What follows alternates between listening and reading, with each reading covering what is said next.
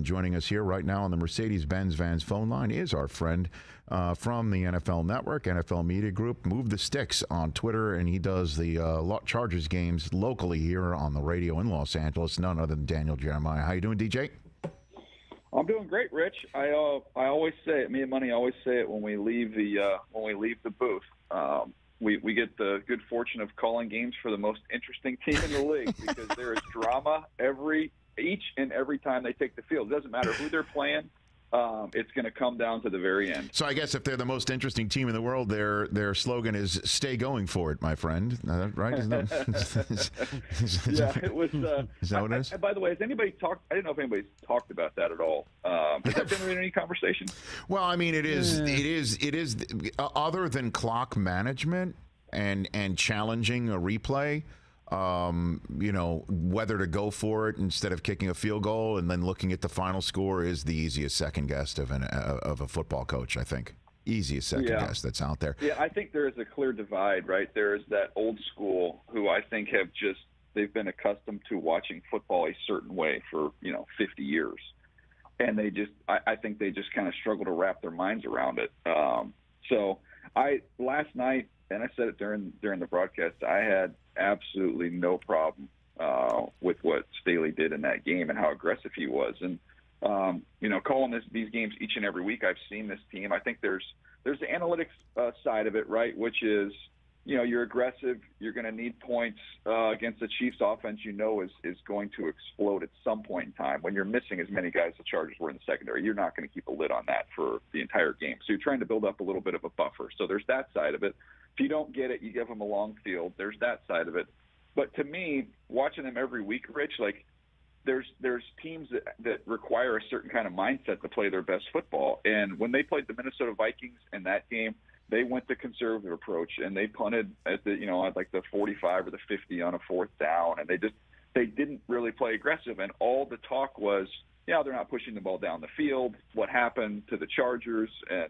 And they got outside of themselves. And I think you never want to lose a football game, but you feel a lot better walking out of the stadium losing, knowing you kind of did it the way you play and your brand of football and your style. And I think that the players embrace that as well. No, I know that's 9 points, though. But knowing the Chargers, though, you can't guarantee that all 9 would have been put on the board, right? I mean, it's just, I'll just walk you through it the way I started the show.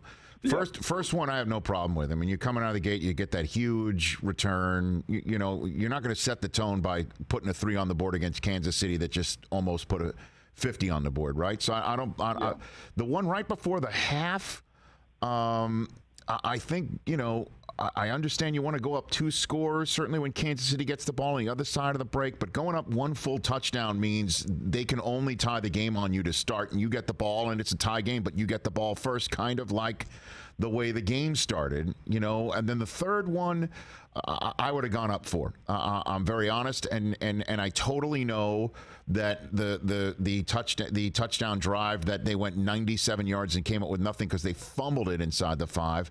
They did successfully go for it on fourth down to set up that drive inside the 5. Though I would have taken the points there. There's just no two ways about it. I would have gone and gotten those 3 there. The first one I don't have a problem with. So I'll put that on the floor to you, Daniel. Yeah, the only one that I'd be okay with taking the criticism on would be the one right before the half, because there's no benefit of backing them up. It's like the half's over. So if you don't get it, it's not like they're gonna get the ball inside the 5. You figure you get to stop and get the ball right back, which I think factors into a lot of these decisions, is forcing this Kansas City Chiefs offense to have to go the long way. So that one I can understand. And saying that, Keenan Allen is wide open. And if he gets that ball up and over the top of Sorensen, Keenan Allen could have caught it like a punt.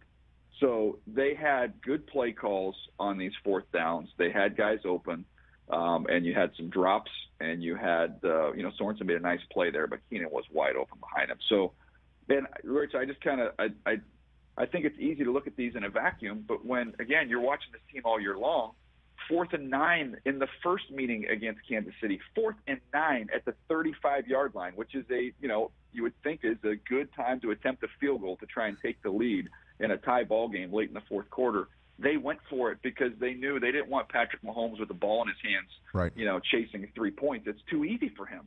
So they went for it. They got it. They won that game. They go 3 of 3 on fourth downs against Cleveland and win a shootout. They play against Cincinnati just 2 weeks ago on their opening drive. Same exact thing as we had last night. They have a 4th and goal at the 4. They go for it. He throws a touchdown to Keenan Allen, and they jump on Cincinnati early in that game. So, I mean, look, you can look back on them and say, save points. I don't know how you play against Kansas City Chiefs, even knowing that this offense isn't quite what it's been. I have that image in my mind of the San Francisco 49ers bludgeoning and beating the tar out of that team for 3 quarters. And then all of a sudden the Chiefs kick it in gear, and those points come, and they come fast, and they come in bunches. And I think without Derwin James, Asante Samuel, Louis Gilman, I think Staley knew that was a ticking time bomb before that was getting ready to go off. Daniel Jeremiah here on the Rich Eisen Show. So did you see a Super Bowl team in the Chiefs last night? So what you saw? I thought that was what the offense has looked like when it's been right. And, outside of the Raider games, they haven't looked like that for the majority of the year. Right. But when Mahomes, the magic is when Mahomes is extending plays, Rich. I mean, every big play was him escaping the pocket, getting away from pressure. And the Chargers had some backups back there, but no excuse. Nobody in the league is covering Tyreek Hill for 5 seconds. Nobody in the league is going to be able to cover Kelsey when he's got that much time to work. Like, that's where the magic happens. And I would say, I've talked about the Chargers missing guys. Obviously, the Chiefs are without, Chris Jones, the second best interior defensive lineman in football, and they're without their number 1 corner, and Willie Gay is a starting linebacker. So both teams are missing guys. I would just say in that game, you had the stars at the end of the game with those big 3 on offense. And then, to me, it was one of the best linebacker games from anybody this year that Nick Bolton played, the rookie. He was all over the field. Some of those were on big 4th down stops. He was incredible, man. He kept them in the game. Without Nick Bolton in that game, I think that game could get away from the Chiefs. But man, he was phenomenal. In a year where we've got, the Micah Parsons and the Jamar Chases and the Rashawn Slaters, like, this dude is playing lights out for the Kansas City Chiefs. I mean, if I told you right around mid-October, right, when the Chiefs were 3-4 and the Patriots were 2-4, right, or whatever they were, 3-4. Let's say both went 3-4. It could have been the same time. That these are the 2 teams that are going to be sitting atop the AFC, and one will be the one standing in the way of the other of going to the Super Bowl. What if I told you that then? Because that seems to be the case right now here after the kickoff to Week 15, Daniel. Yeah, I mean, I think I would have believed you on the Chiefs because I would have said, look, Mahomes, they're going to kind of figure things out, and Spagnuolo just has this long track record of the defense getting better as the year goes along. So I think I would have bought it. The one I wouldn't have bought is that with Mac Jones and, kind of a new cast of characters there in New England after what we saw last year, that they would be sitting in the top perch. I don't know that I would have bought that one. Well, I was at that Halloween game that you were calling in SoFi, and the Patriots, the way that Mac was running the offense and looked so comfortable, and then the team playing so terrific defensively against Herbert, and then the offense taking time off towards the end of a game, sliding out of bounds with 7 minutes. I mean, sliding to stay in bounds with like 7 minutes to go. Situationally brilliant. I thought to myself, this looks like the Belichick Patriots, man. That's what this looks like. And I'm like, I came on the show on November 1st, and I'm like, that's a playoff team I saw in SoFi. And, they haven't lost since then, Daniel. No, they're incredible. And they dominate on special teams. It's not just the kicking and the punting. It's the way they cover kicks. It's Matthew Slater and 3 or 4 other outstanding special teams players that they commit to, even though they might not have a role on either side of the ball. So they're as good as it gets there. Defensively, they're going to be sound, and I think you've seen the additions that they've made in free agency have been outstanding. And then the offense is just like you said. They don't mind drives that end in a kick. That's their formula. Everybody has a little different formula. That's their formula. Field goals and punts, the way their defense and special teams play, those are wins. And Mac Jones has been very consistent at being able to protect the football and make great choices. So that's Patriots football. I mean, my only thing will be once we get into the postseason, I think that brand of football gets you to the postseason. I think historically, once you get in the postseason, Rich, your quarterback's going to have to make what Tom had to make, which are those 4 or 5, big-time throws to get you through the tournament. And that's still TBD. Mac's been awesome, but that's still TBD if he's going to be able to make those throws that Tom has made for, 20 years. Daniel Jeremiah here on the Rich Eisen Show. The rest of the season, the Cardinals are going to be without DeAndre Hopkins, and they hope to get him back for the playoffs that they should make with a win against the Detroit Lions this weekend. You got the Bucs and the Packers playing lights-out football. The Rams just came up with their best performance in a couple of months, you might have to say, or at least over a month.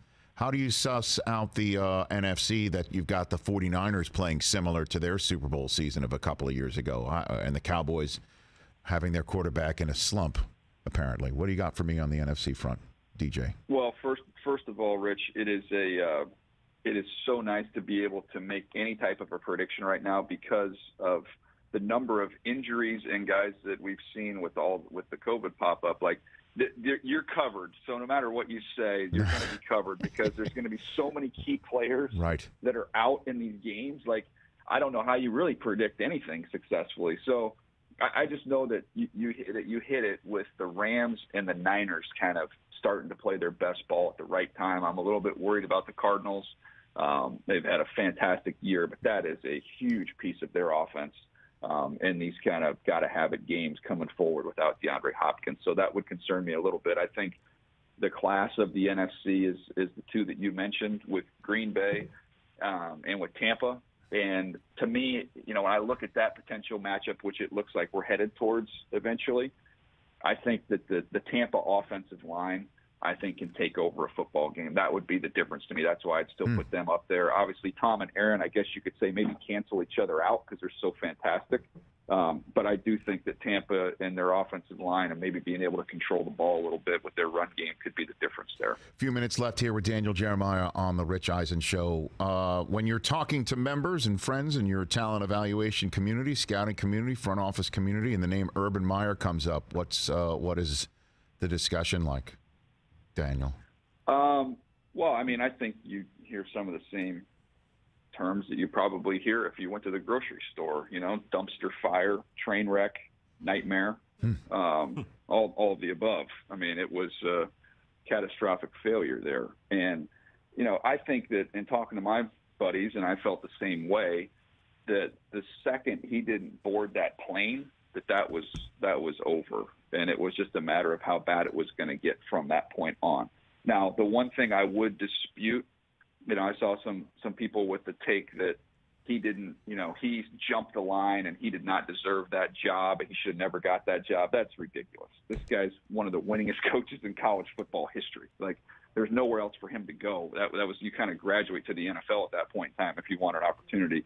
I think he paid his dues and he earned that shot. Now, he completely blew it, as bad as you can blow it, but I don't buy the fact that he wasn't qualified to be the head coach of the Jacksonville Jaguars. I just think the guy came in there with a tremendous amount of arrogance, came in there to show the NFL what he knew instead of going to the NFL to learn from those inside the NFL, and I think that's what got him.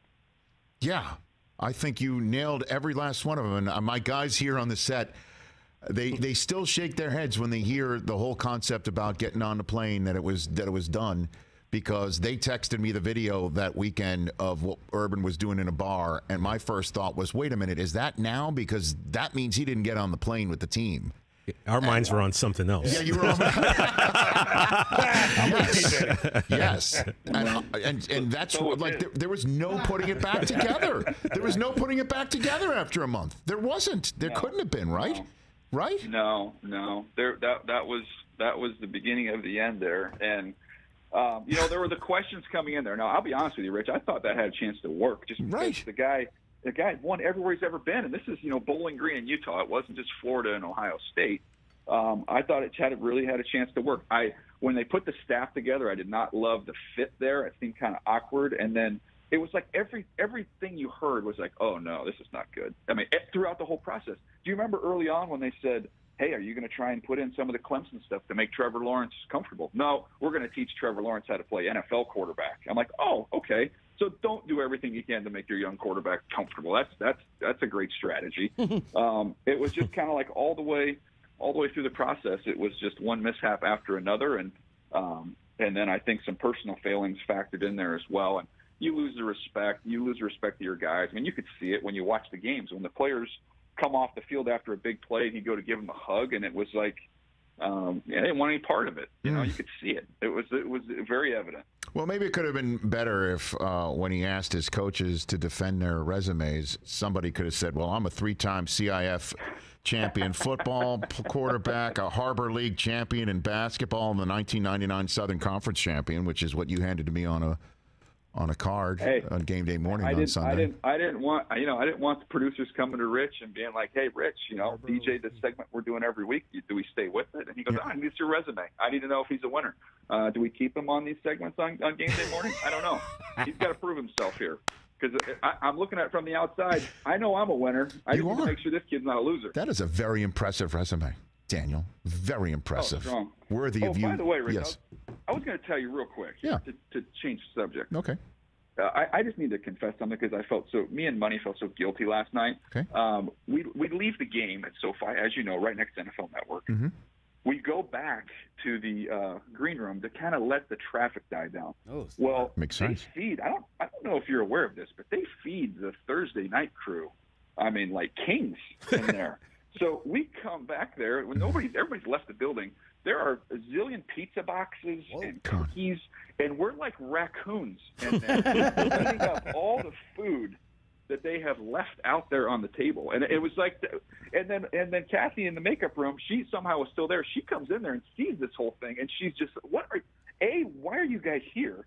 And what are you doing? Well, Kathy, you didn't see anything. Well, here's the deal. You're welcome, because that feast is built on the backs of all the cheese cubes and crackers and I guess concession stand nuggets that we ate for all those years on the road on Thursday night. So you're welcome, Daniel. That's built on the back of all those culinary treats that we were fed in the trailer. Well, I appreciate it. You're welcome. Your heart condition for my satisfaction is a good trait. Before I let you go, sir, DJ, TJ Jefferson and Chris Brockman have a little wager going on right here. Yes, indeed. And I'd ask you right now, as we are talking here, mid-December of 2021, who would you rather be on with in this bet? And the wager is Kenny Pickett, top 5 pick. Chris Brockman says yes. TJ Jefferson says no. Who would you be with right now if you could? Daniel Jeremiah. Whoa. Me saying no means I don't think Kenny's good. No, that's not top the 5 I'm just saying, DJ, that I get the field is what we're saying, Excuse me, DJ. Mr. Pitt Panther, that doesn't need to be any softened. This is the bet. Well, top 5, yes. He says Brockman, yes. There's a You reason say for no. it, though. Daniel? All right. I like Kenny Pickett, okay? I do. Uh-oh. But I don't think the Detroit Lions are going to take him over those 2 defensive linemen. I don't see the Houston Texans taking him over those guys.